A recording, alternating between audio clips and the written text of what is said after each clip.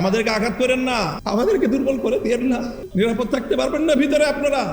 আমি তো বললাম আজকে দাঁড়ান, কে আছেন এই দাওয়াতুল মুসলিম গায়রুল মুসলিমিনের মধ্যে দায়ীদের পিছনে দাঁড়িয়ে রাষ্ট্রের বিরুদ্ধে লড়াই করার জন্য হিম্মত দিয়ে মাঠে নামবেন? কে আছেন? আসেন, আমরা আসবো।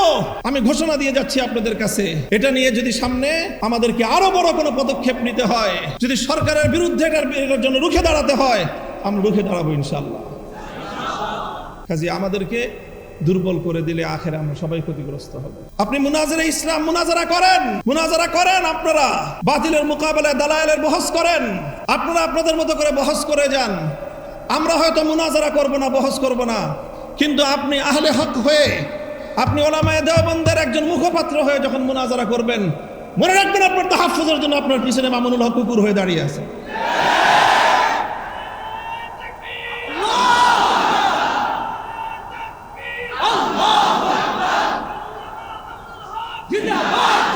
এটা হলো আমাদের রাজনীতি, এটা হলো আমাদের রাজনীতির খুব নিগুড় রহস্য, মৌলিক কথা। কাজী আমাকে রাজনীতি করতে হলে, আমাকে লড়াই করতে হলে, আমাকে কখনো সরকারের বিরুদ্ধে লড়তে হয়, কখনো আমাকে আন্তর্জাতিক শক্তির বিরুদ্ধে লড়তে হয়। কাজী আমাকে আমার রাজপথের একটা শক্তি নিয়ে আমাকে ময়দানে টিকে থাকতে হবে। আমি আজকের এই মজলিসে কিছুটা নিজের পক্ষ থেকে কিছু বিষয়ে জবানবন্দি দেওয়ার গরজ অনুভব করতেছি। আপনারা জানেন জবানবন্দি কে দেয়, কোথায় দেয়। জবানবন্দি পরিভাষাটা ব্যবহার হয় যখন কোনো ব্যক্তি আদালতের কাঠগড়ায় দাঁড়িয়ে বিচারকের সামনে বক্তব্য দেয়, তখন সেটাকে জবানবন্দি বলা হয়। তো কাজে আমি মনে করি উম্মতের উলামায়ে কেরামের সামনে আমরা যারা কাজ করছি তাদের কাছে আমাদের জবাবদিহিতা করা, নিজেদের কথার পক্ষে নিজের ওয়াজাহাত ব্যক্ত করা, এটা তাদের দায়িত্ব। সেই জায়গা থেকে আমি জবানবন্দি দিচ্ছি এবং আমি এই জবানবন্দিটা দেওয়াটা বিশেষ প্রয়োজনও মনে করছি, কারণ এখানে আমার বর্তমান সময়ের দুজন মুরব্বী উপস্থিত রয়েছেন, যাদের কাছে আমি সহস্রাধিক আলেম ওলামার উপস্থিতিতে ঘোষণা করছি মিডিয়ার সামনে যে বর্তমানে আমার নাকের মধ্যে লাগাম লাগানো আছে এবং আমার সেই লাগাম বিশেষভাবে আমার এই দুই মুরব্বীর হাতে আছে। একজন আমার আব্বাজান শাইখুল হাদিস রহমতুল্লাহ আলাইহি রফাতের পর আমাদের পারিবারিক অভিভাবক, আমার এদারার অভিভাবক, আমার জিম্মাদার, আমার বিরাদারে মোহতারাম হযরত আল্লাহ মাওলানা মাহফুজুল হক হাফিজাহুল্লাহ, এবং আরেকজন আমার ইসলাহি মুরব্বী, আমার শাইখ ও মুর্শিদ হযরত দেওয়ানার হযরত হাফিজাহুল্লাহ। আমি অত্যন্ত আস্থা এবং আত্মবিশ্বাসের সাথে বলছি যে আমার এই দুই মুরব্বীর সাথে আমার দীর্ঘদিনের যেই পথ চলা এবং ওনাদের নির্দেশনা পালন করার যেই আত্মবিশ্বাস আমার আছে, সেই জায়গা থেকে আমি মনে করি যে ওনারা আমার দায়িত্ব গ্রহণ করতে ওনারা ইতস্তত বোধ করবেন না এবং ওনারা আমাকে ওনাদের এতাআতকারী, ওনাদের আনুগত্যশীল একজন অনুগত ছোট ভাই এবং মুরিদ হিসাবে পাবেন, এই আত্মবিশ্বাস ওনাদের থাকার কথা। কাজেই আমি আমার এই দুই মুরব্বী, আরেকজন আজকের মজলিসে ছিলেন আমাদের ওস্তাদ সমতুল্য হযরত মাওলানা শেখ লিয়াকত আলী হাফিজাহুল্লাহ, যিনি বাংলাদেশের চিন্তাশীল আলেম ওলামাদের বর্তমানে একজন একেবারেই নক্ষত্রতুল্য ব্যক্তিত্ব। আপনারা অনেকেই জানেন মাদ্রাসা দারুর রাশাদের অন্যতম স্বপ্নদ্রষ্টা, আমাদের জামিয়া রহমানিয়া আরাবিয়ার দীর্ঘ প্রায় 20 শতাব্দীর যিনি মুহাদ্দিস, তিরমিজি শরীফের হাদিস পড়ান শাইখুল হাদিস আল্লামা আজিজুল হক রহমতুল্লাহ আলাইহের অন্যতম ইলমি ওয়ারিস আল্লামা লিয়াকত আলী হাফিজাহুল্লাহ। আমি প্রথমেই কথা বলে দিচ্ছি এবং আজকের এই বক্তব্যের মাধ্যমে গোটা জাতির কাছে আমার এই বক্তব্য আমার যে কোনো কাজের ব্যাপারে, আমার যে কোনো কর্মের ব্যাপারে যে কেউ যদি মনে করেন যে এই ব্যাপারে কোনো অভিযোগ থাকতে পারে, আপত্তি থাকতে পারে, আর যদি আমার ব্যাপারে আস্থা না হয় যে আমি হয়তো আপনাদের অভিযোগ আপত্তি আমলে নিব না, আমার এই 3 মুরব্বীকে বলেন, উপস্থিত 2 মুরব্বী আছেন, সাথে লিয়াকত আলী সাহেব হুজুরকে আমি যুক্ত করে দিলাম। আমার সাথে কথা বলতে হবে না, ওনারা 3 জন বসে যদি আমার ব্যাপারে যে কোনো ফয়সালা প্রদান করেন, আমি ওনাদের সেই আনুগত্য মেনে নিতে একচুল পরিমাণ কুণ্ঠিত হব। আলহামদুলিল্লাহ। মুহতারাম হযরত উলামায়ে কেরাম, আজকে আকীদার হেফাজত বিষয় নিয়ে আলোচনা। তো আমি তো আলহামদুলিল্লাহ কওমি মাদ্রাসায় আগাগোড়া পড়াশোনা করেছি, এবং কওমি মাদ্রাসায় পড়াশোনা করার পর থেকেই আমার আব্বাজান শাইখুল হাদিস রহমতুল্লাহ আলাইহি আমাকে নিজে হাতে ধরে নিয়ে সিরাজগঞ্জ উত্তরবঙ্গের দারুল উলুম বেতুয়া মাদ্রাসা, আব্দুল বাসেদ খান সাহেব হুজুর এখন যে মাদ্রাসার মোতামিম, ওই মাদ্রাসায় নিয়ে আমাকে টেবিলের এই পার থেকে ওই পারে বসায় দিয়ে আসছেন, এবং বুখারী শরীফের তাদরিসের জিম্মা আমাকে অর্পণ করে সেই নিবৃত এক পল্লীতে রেখে এসেছেন। সেই থেকে আজ 1996 সাল থেকে 2026 চলতেছে, হিসাবে 32 বছর বুখারী শরীফ তাদরিসের খেদমতের সাথে আল্লাহ সম্পৃক্ত রেখেছেন। কাজী কোরআন এবং হাদিসের শিক্ষকতার অব্যাহত এই মেহনতের মাধ্যমে আল্লাহ পাক রব্বুল আলামিন কোরআন এবং হাদিসের কিছু এলেম বা কিছু মালুমাত আল্লাহ পাক রব্বুল আলামিন হাসিল করার তৌফিক দিয়েছেন। সেই জায়গাগুলোকে ভিত্তি করেই আমি আমার সকল কার্যক্রম পরিচালনা করি। আমি এখানে খুব কথা লম্বা বলবো না, 2-3টা কথা। এই যে আকীদার যে আলোচনা, এই আলোচনায় আমি যেহেতু একটা বিশেষ অঙ্গনে আমাদের আকাবির এবং আসলাফদের এবং আমাদের পুরা মাসলাকে দেওবন্দিয়াতের আমি একটা প্রতিনিধিত্বশীল জায়গায় যেভাবেই হোক যে করেই হোক আমাকে পৌঁছে দেওয়া হয়েছে, এবং এর জন্য সবচেয়ে বড় অবদান হলো বিগত ফ্যাসিবাদী শেখ হাসিনা। তো সেই জায়গায় যেহেতু যে কোনোভাবে আমাকে উপনীত করে দেওয়া হয়েছে, এই জন্য আমাকে আমার সেই জায়গার অবস্থা বিবেচনা করে আমাকে কথাবার্তা বলতে হয়, কাজকর্ম করতে হয়, মিডিয়াকে ফেস করতে হয়, জাতীয় এবং আন্তর্জাতিক গণমাধ্যমকে আমার ফেস করেই কথাবার্তা বলতে হয়। সেই জন্য অনেক শব্দ, অনেক ভাষা, অনেক কথা আপনারা বলেন, সেটার প্রতি আমার সমর্থন থাকলেও অনেক সময় সেই সীমাবদ্ধতার কারণে আমরা বলি না। এবং আমি মনে করি যে কিছু কিছু আলফাজ আছে যেগুলো বর্তমান সময়ে লফজের হিকমতের মধ্যে পড়বে, যেরকম ফিতনায়ে ইনকারে হাদিস, এটা একটা অনওয়ান, আবার ফিতনায়ে আহলে কোরআন একই অনওয়ান। আমি মনে করি ফিতনায়ে আহলে কোরআন বলার চেয়ে ফিতনায়ে ইনকারে হাদিস বলাটা বেশি হিকমতপূর্ণ হবে। আহলে কোরআন বললে অনেক মানুষ বিভ্রান্ত হয়ে যাবে এই শিরোনাম শুনেই, যে আহলে কোরআন তো ভালো জিনিস, তা আপনি আহলে কোরআনের বিরুদ্ধে লাগছেন কেন? তো তারা আসলে আহলে কোরআন না, তাদের প্রকৃত পরিচয় তারা মুনকিরিনে হাদিস। ঠিক একইভাবে আহলে হাদিস বা এই জাতীয় শব্দে কারো তানকিদ না করে ফিতনায়ে ইনকারে তাকলিদ অস্বীকার করা, এটা উম্মতের মধ্যে অনেক বড় এক ফিতনা। হাদিস অস্বীকার করা যেরকম এক বড় ফিতনা, তাকলিদ ইনকার করাটাও এটা উম্মতের 1300 বছরের তাওয়ারুসের এক ইনকার করার ফিতনা। এই 2টা শব্দের প্রতি আমার একটা থাকলো, উলামায়ে কেরাম এটা নিয়ে ফিকির করবেন। আমি এখন আরেকটা বিষয়ে ওয়াজাহাত করতে চাই। যেহেতু আমি উম্মতের উলামায়ে কেরামের পক্ষ থেকে প্রতিনিধিত্বশীল জায়গায় বসে রাজনৈতিক কার্যক্রম পরিচালনা করছি, এই জন্য রাজনীতি নিয়ে আমার একেবারে যে পড়াশোনা, পর্যালোচনা, পর্যবেক্ষণ নাই, এরকম আমি আমাকে নিজেকে মনে করি না। বরং আমি আমার রাজনৈতিক পথ চলায় প্রতিটি পদক্ষেপে আমি আমার আকাবির আসলাফ, আমার পূর্বসূরি, বিশেষ করে উলামায়ে দেওবন্দের প্রতিটি রাজনৈতিক সন্ধিক্ষণের ওনাদের কর্মকাণ্ড, কর্মপন্থা নিয়ে আমার চুলচেরা বিশ্লেষণ করার সুযোগ অন্যদের চেয়ে বেশি হয়। সেই জায়গা থেকে আমি মাসলাকে দেওবন্দের সিয়াসি ফিকরটা কি, রাজনৈতিক চিন্তাধারাই বা কী, এবং তাদের রাজনৈতিক কর্মপন্থাটা কি, আমি খুব সংক্ষেপে 2-4টা কথা থেকে আমি যতটুকু বুঝেছি আপনাদের কাছে উপস্থাপন করার চেষ্টা করি।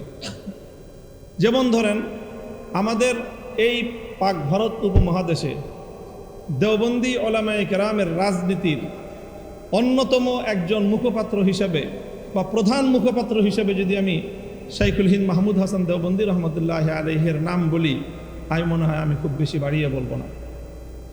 আমাদের জামিয়া রহমানিয়া আরাবিয়ায় শাইখুল হাদিস আল্লামা আজিজুল হক রহমতুল্লাহ আলাইহির সাথে আমাদের আরও কিছু উস্তাদদের আসাতেজায়ে কেরামের সিয়াসি কিছু বিষয় নিয়ে ইখতিলাফ হতো, যার অন্যতম একজন ছিলেন আমাদের উস্তাদে মোহতারাম হযরতুল আল্লাম শাইখুল হাদিস হযরত মাওলানা মুফতি মনসুরুল হক হাফিজাহুল্লাহ তাআলা। শাইখের সাথে যখন ইখতিলাফ হতো, কিছু বিষয় নিয়ে ইখতিলাফ তো ছিলই, তো সেখানে বারবার হাকিমুল উম্মত থানভী রহমতুল্লাহ আলাইহির নাম আলোচনায় আসতো। তো হযরত শাইখুল হাদিস রহমতুল্লাহ আলাইহি তখন কোনো এক প্রসঙ্গে আমাদেরকে একটা কথা বলেছিলেন যে আমাদের দেওবন্দি ওলামায়ে কেরামের মধ্যে, আকাবিরিনদের মধ্যে হযরত থানভী রহমতুল্লাহ আলাইহি এবং হযরত হুসাইন আহমদ মদনী রহমতুল্লাহ আলাইহির মধ্যে সিয়াসি ফিকির নিয়ে কিছু ইখতিলাফ ছিল। তো আমরা আমাদের এই দোনো আকাবিরকে সিয়াসতের ক্ষেত্রে ওনাদেরকে মুক্তাদা এবং ইমাম মেনে আমরা ওনাদের যে শায়েখ মাজমাউল বাহরাইন, যেখান থেকে মাদানীও আসছে, থানভীও আসছে, শাইখুল হিন্দ মাহমুদ হাসান দেওবন্দি রহমতুল্লাহ আলাইহির সিয়াসি ফিকিরকে আমরা ধারণ করি। আমার স্পষ্ট বক্তব্য আজকে এখানে, শাইখুল হাদিস রহমতুল্লাহ আলাইহির সেই কথাকে আমি অন্তরে দৃঢ়ভাবে ধারণ করি এবং আমরা যে রাজনীতির উত্তরাধিকার বহন করি, আমি মামুনুল হক শাইখুল হিন্দ মাহমুদ হাসান দেওবন্দি রহমতুল্লাহ আলাইহির রাজনীতির একজন আদনা কর্মী এবং গোলাম। এটা হলো আমার স্পষ্ট বক্তব্য।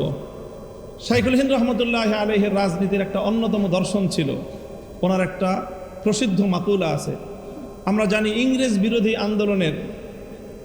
বিরোধী আন্দোলনের প্রধান রূপকার ছিলেন শাইখুল হিন্দ রহমতুল্লাহ আলাইহি এই ভারতবর্ষে, যিনি তর্কে মুওয়ালাত অসহযোগ আন্দোলনের রূপরেখা দিয়েছিলেন, যিনি 4 বছর আন্দামান সেই কারাগারে বন্দী ছিলেন।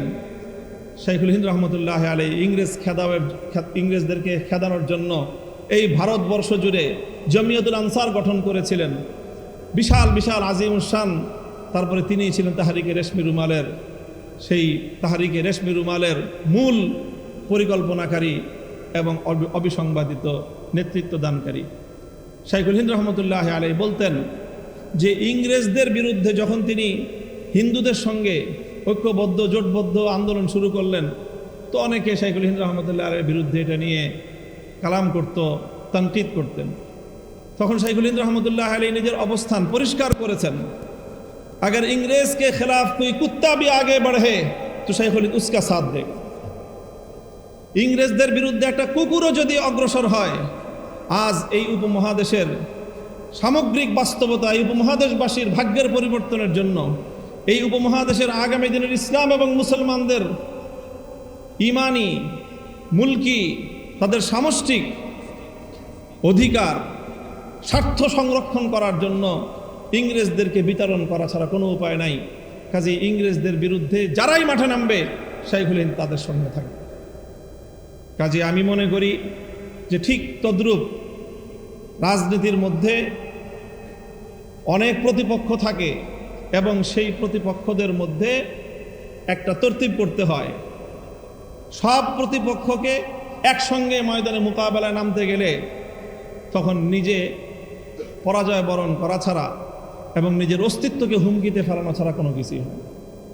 সেই সময়ে যদি শাইখুল হিন্দ রহমতুল্লাহ আলাইহি এবং আমাদের আকাবিরিনগণ ইংরেজদের মোকাবেলায় যখন ওনারা হিন্দু মুসলিম ঐক্যবদ্ধ হয়ে লড়াই করেছেন, তখন যদি হিন্দুদের সঙ্গে নিজেদের ইখতিলাফাতগুলিকে ওনারা এটাকে যদি মাথাচাড়া দিয়ে উঠতে দিতেন, তাহলে এই উপমহাদেশ থেকে ইংরেজদেরকে বিতাড়িত করা সম্ভব হতো।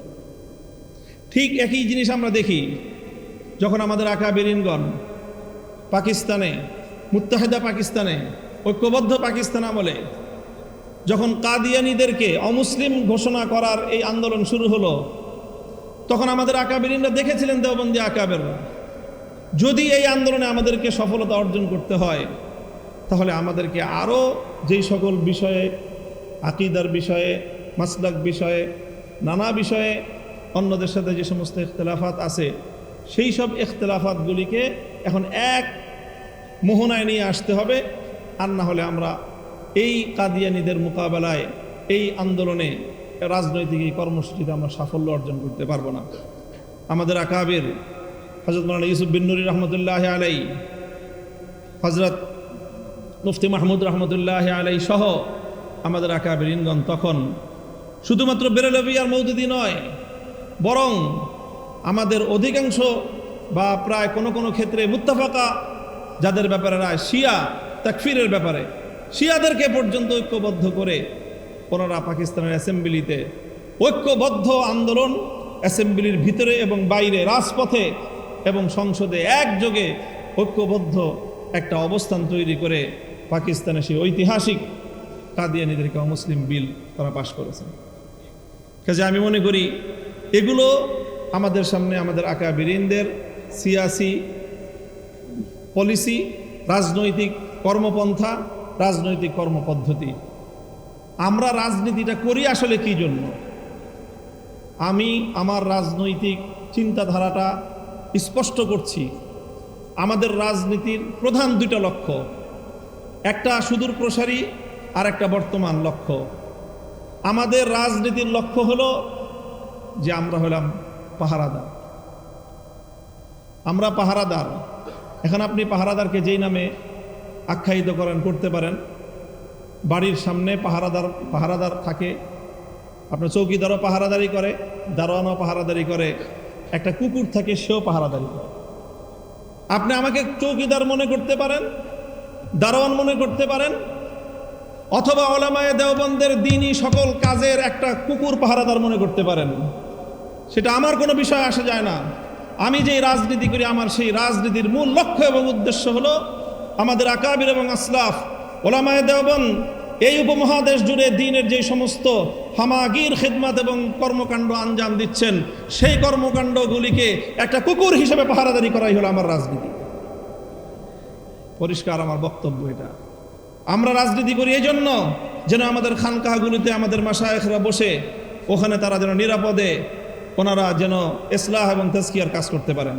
আমরা রাজনীতি করি এই জন্য যেন আমাদের দাওয়াতের কাফেলাগুলো তারা দাওয়াতের মেহনত নিয়ে প্রত্যেকটা জায়গায় জায়গায় ছড়িয়ে পড়তে পারেন।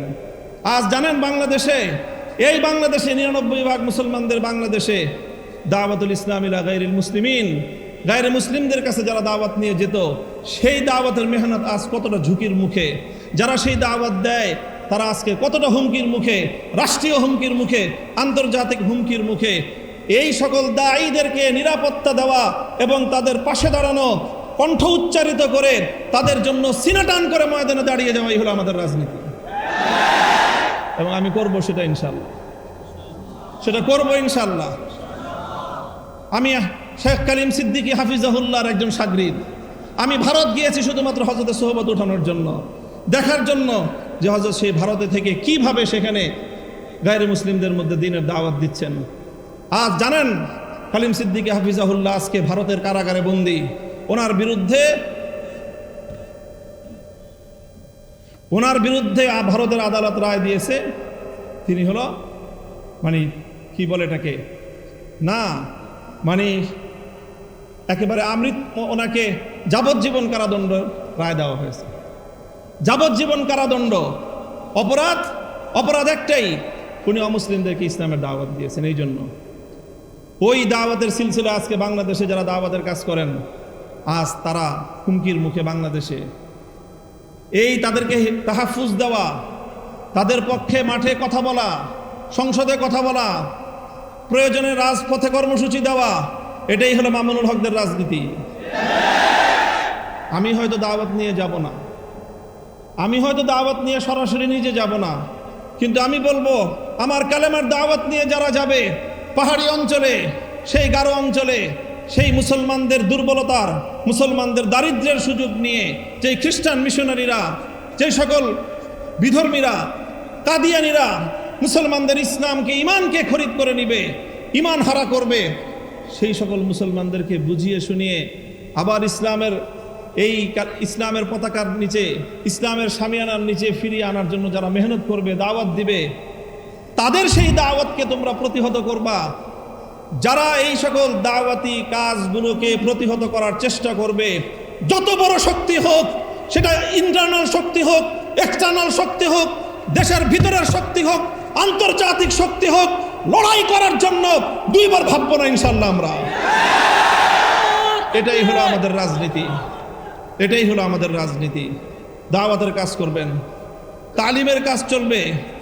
মাদ্রাসাগুলো তাদের স্বকীয়তার উপর ভিত্তি করে আকাবের এবং আসলাফদের তর্জ তরিকার উপর তালিম চলবে, তালিমের মেহনত চলবে। কেউ যদি এখানে এসে অবৈধ হস্তক্ষেপ করতে চায়, সেই কালো হাত ভেঙে গুড়িয়ে দেওয়ার জন্য তাদের মোকাবেলায় রাজপথে সিনাটান করিয়ে দেওয়া, সিনাটান করে দাঁড়িয়ে যাওয়া, এটাই হলো আমাদের রাজনীতি। কাজেই আমাদের রাজনীতির যে মূল মাকসাদ, তার অন্যতম একটা মাকসাদ হলো পাহারাদারি করা। আপনি সেই পাহারাদারি, আমি আবারও বলছি, আপনি আমাকে দারোয়ানের মর্যাদা দিলেন না চৌকিদারের মর্যাদা দিলেন, না আপনি আমাকে কওমি অঙ্গনের একজন পাহারাদার কুকুর হিসেবে মূল্যায়ন করলেন, সেটা আমার কাছে খুব বেশি বড় বিষয় নয়। তবে জেনে রাখেন, কুকুর হইল আপনাদের এই কাজের পাহারাদারি করার জন্য আমরা দাঁড়িয়ে আছি। আপনি মুনাজারা ইসলাম মুনাজারা করেন, মুনাজারা করেন, আপনারা বাতিলের মোকাবেলায় দালায়েলের বহস করেন, আপনারা আপনাদের মতো করে বহস করে যান। আমরা হয়তো মুনাজারা করব না, বহস করব না, কিন্তু আপনি আহলে হক হয়ে, আপনি ওলামায়ে দেওবন্দের একজন মুখপাত্র হয়ে যখন মুনাজারা করবেন, মনে রাখবেন আপনার তাহাফুজের জন্য আপনার পিছনে মামুনুল হক কুকুর হয়ে দাঁড়িয়ে আছে।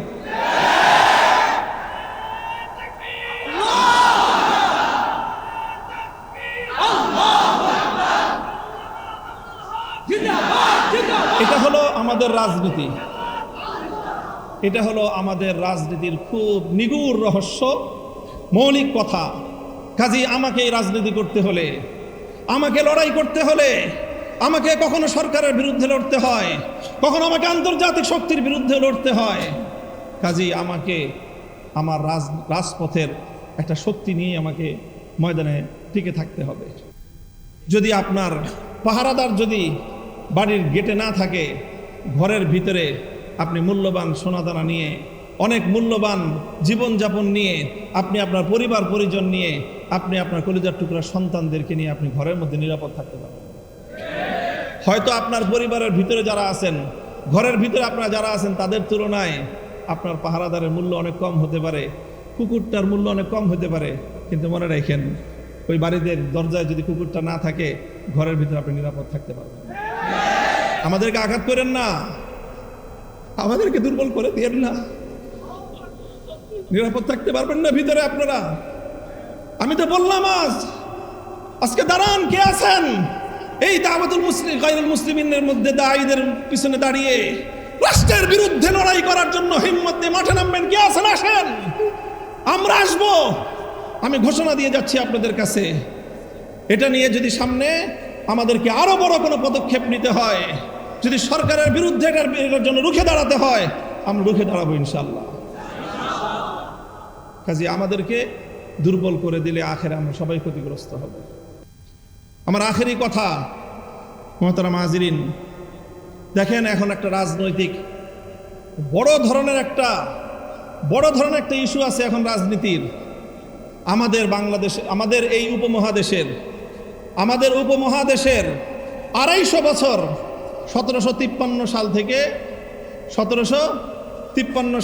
বা 1757 সাল থেকে আজ 2026 সাল, প্রায় 350 বছরের রাজনীতি। আমাদের আকাবের ওলামায়ে কেরামের ত্যাগ, কোরবানি, নজরানা, জিহাদ, অনেক রক্ত, অনেক জীবন, এই অনেক কিছুর বিনিময়ে আমাদের বড়দের একটা বড় অর্জন ছিল, সেই অর্জন হলো 1947 সালে মুসলমানদের জন্য আলাদা ভূখণ্ড অর্জন। এমন একটা ভূখণ্ড, যে ভূখণ্ডে ইসলামী নিজাম হবে, নিজামে ইসলাম, শরীয়তে ইসলাম বাস্তবায়ন হবে। এই অঙ্গীকারের ভিত্তিতে 1947 সালে মুসলমানদের জন্য আলাদা একটা রাষ্ট্রের অভ্যুদয়। এটা হলো আমাদের 350 বছরের আমাদের পূর্বসূরি আকাবের ওলামায়ে কেরামের রাজনৈতিক সর্ববৃহৎ অর্জন। এটা আমার পর্যবেক্ষণ, অন্য কেউ দ্বিমত করতে পারেন। সেই 47-এর বিষয় নিয়ে আমাদের মহান দুই আকাবিরের মধ্যে নজরিয়াতি ইখতিলাফ ছিল।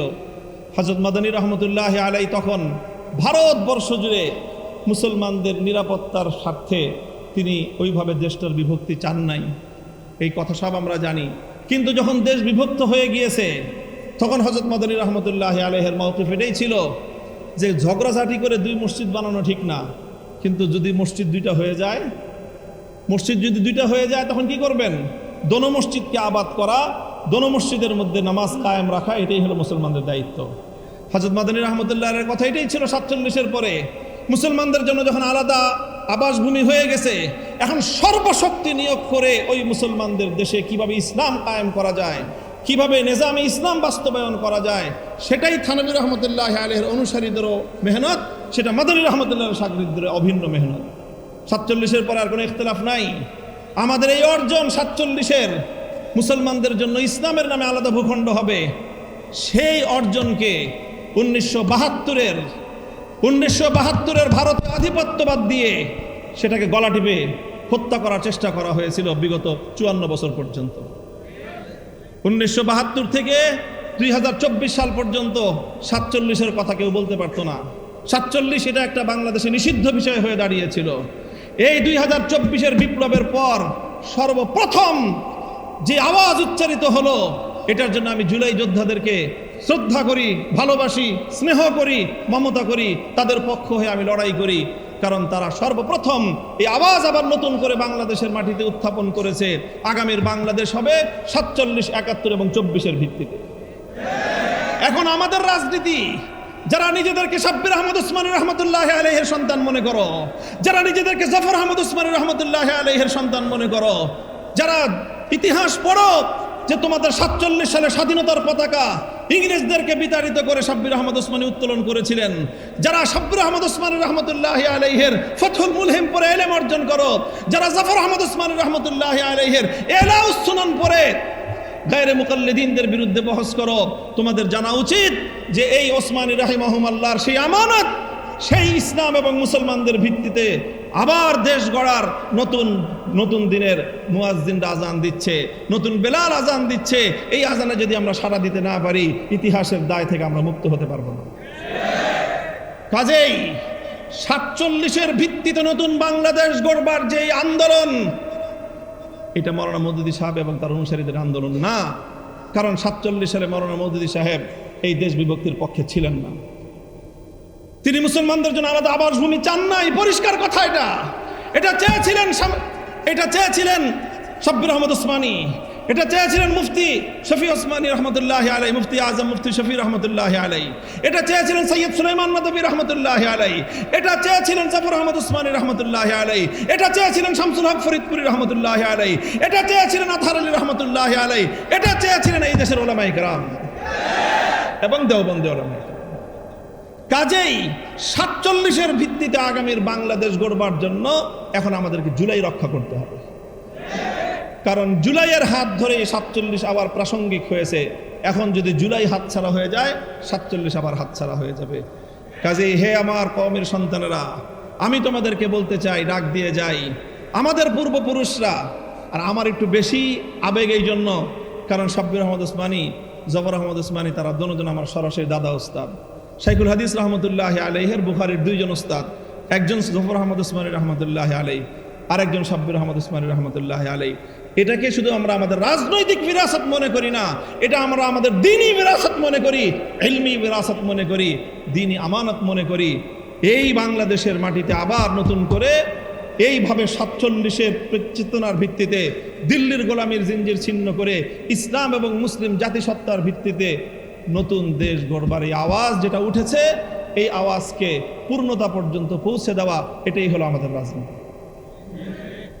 আমি আমার কথা আর দীর্ঘায়িত করছি না, সকলের কাছে মাপ চাই, অনেক বেশি কথা বলে ফেলেছি। আমি আবার আমার ওই কথা পুনরাবৃত্তি করছি যে ইনশাআল্লাহ আমি আমার মুরব্বীদের সামনে নিজেকে সর্বান্তকরণে সুপুর্দ করে দিয়ে আমার ব্যাপারে যে কোনো অভিযোগ, যে কোনো কথা, যে কোনো প্রশ্ন থাকলে ওনাদের সাথে কথা বলেন যদি আমার সাথে কথা বলতে না পারেন। ওনারা মুত্তাফাকা হয়ে যে ফয়সালা দিবেন সেই ফয়সালার যদি বাইরে এক কদম আমি ফেলি মামুনুল হক, তাহলে সেই দিন আপনারা আমাকে সবাই আমার আনুগত্য পরিহার করবেন। এটা থাকলে আপনাদের কাছে আমার বিশেষ অনুরোধ। আল্লাহ আপনাদের সকলকে কবুল করুন। বাংলাদেশের ওলামায়ে দেওবন্দ ইসলামের সঠিক যেই মানহাজ এটার যে আগে বাড়ায় নিয়ে যাচ্ছে, আমরা পাহারাদার হিসাবে হলেও এই মাসলাকের সাথে, এই মাসরাবের সাথে, এই ফিকরার সাথেই আমরা ইনশাআল্লাহ আল্লাহ পাক রব্বুল আলামিন আমাদেরকে শেষ দম পর্যন্ত, জীবনের শেষ মুহূর্ত পর্যন্ত এভাবে লেগে থাকার তৌফিক দান করুন। আপনাদের সকলকে শুকরিয়া জানিয়ে রাবেদাতুল ওয়াইজিন বাংলাদেশের উত্তরোত্তর সাফল্য এবং উন্নতি কামনা করে আমি আমার কথা শেষ করলাম। ওয়া আখিরু দাওয়ানা আলহামদুলিল্লাহি রাব্বিল আলামিন।